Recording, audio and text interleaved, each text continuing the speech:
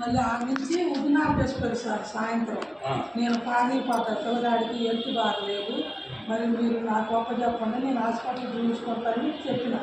అయితే వాళ్ళు అన్నమాట ఏంటంటే, నేనైతే మేము ఇయ్యం, మేము చూపెడతాం అని ఉద్దినాలు చేసుకోరు. ఆ రోజు పోలీసులు చేసపోయారు.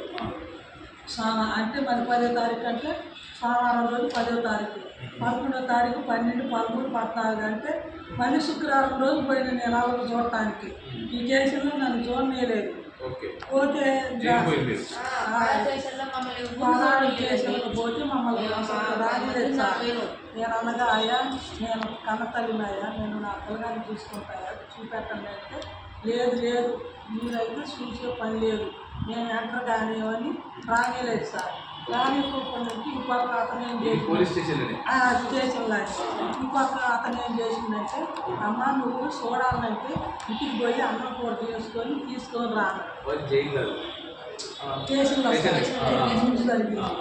స్టేషన్ నుంచి బరబరి ఇంటికి పోయి ఆటో మాట్లాడాలి నుంచి ఆటో కట్టించుకొని పోయి ఇంటికి పోయి అన్నం కూర తీసుకొని వచ్చి మళ్ళీ ఇంకోసారి అయితే ఆ మొక్కలు పెట్టి కానీ నువ్వు రావాలంటారు.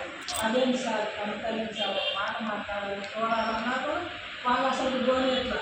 ఇంకా ఇంకొక అతను వచ్చి అమ్మమ్మ పోయి మాట్లాడుకోవాలి పంపించారు. పోతే ఏం చేసినట్టే పోయి కలిసిన అయ్యా తిన్నవాయ్యా అంటే చెప్పండి అమ్మ అని చూడండి సార్ ఏడుతాను. అయితే ఏం చేసింది కదా అమ్మ నేను ఏం చేసింది చెప్పింది. ఆ రోజు విద్యాసపోయారు సార్. డిఎస్పీ సూర్యాపేట డిఎస్పీ తర్వాత అన్నిట్లో దిగుతారు. కానీ పిల్లగానే హెల్త్ బాగలేని సంగతి వాళ్ళకి గమనించుకున్న పిల్లగాని నాకు ఇవన్నా కూడా నాకు చెప్పలేదు సార్. నా శుక్రవారం రోజు ఆ రోజు 8వ తారీఖు సార్, శుక్రవారం రోజు కలిసి 15 శుక్రవారం 10వ తారీఖు పోయింది సార్. పోసేసారి ఇట్లా వచ్చింది ఆ పిల్లగాడు వాళ్ళు